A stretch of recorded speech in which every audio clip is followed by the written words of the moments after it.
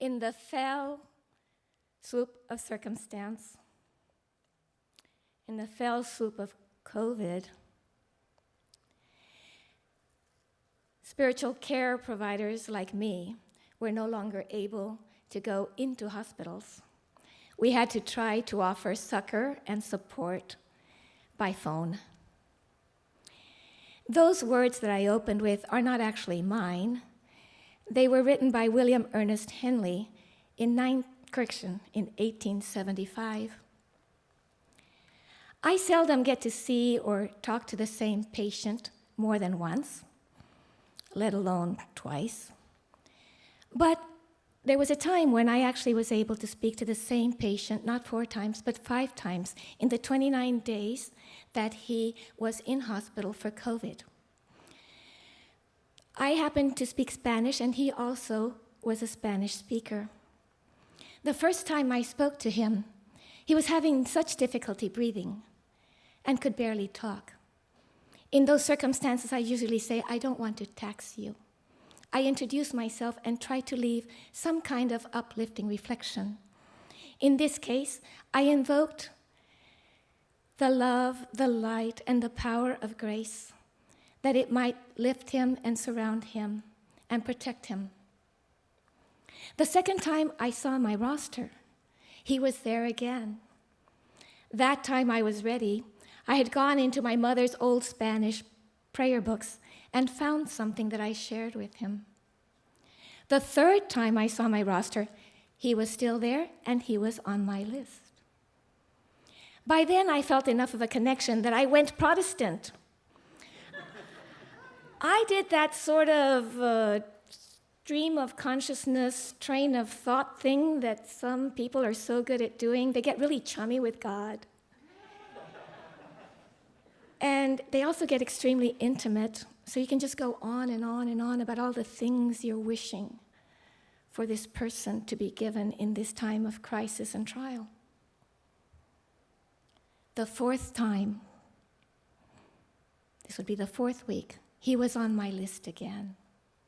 And I said to my patient, I would like to share with you a poem that was of great inspiration to Nelson Mandela when he was at Robins Prison for having promoted the end of apartheid in South Africa.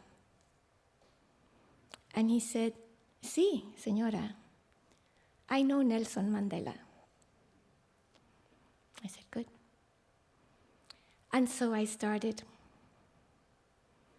Out of the dark of night, in the deep pit that runs from pole to pole, I give thanks for what God's may be for my inconquerable soul.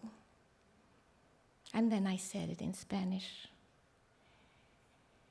En la noche interminable, oscura como un pozo insondable, doy gracias al Dios que sea por mi alma inconquistable.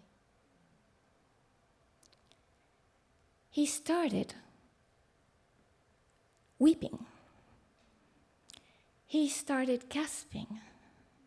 I could hear awe and anxiety and amazement even though I couldn't see it. It was so palpable. I said, Señor, do you want me to stop? He said, no, go on. So I read the 2nd stanza and the 3rd stanza, and I got to the 4th stanza. It doesn't matter how straight the gate, how many punishments be charged. I am the master of my fate. I am the captain of my soul. Soy el amo de mi destino. Soy el capitán de mi alma. Señora, he said, I don't know how, of all the thousands of prayers and petitions and poems there exist that I'm sure are within your domain, you came to choose that poem to share with me now. I have been thinking of my life. I have felt that if I get the grace to leave here, I will go home, I will make amends, I will make connections. I have come to know how priceless is this life. But I want to tell you why this meant so much to me. On the very night before I was brought in here to go through these travails, I was watching a film called Invictus. It is a story of Nelson Mandela. And I heard those words, "Soy el capitán de mi alma," I am the captain of my soul. I am beginning to have hope. I am beginning to see tomorrows. On the 5th time I spoke to him, he had been moved into a regular care ward.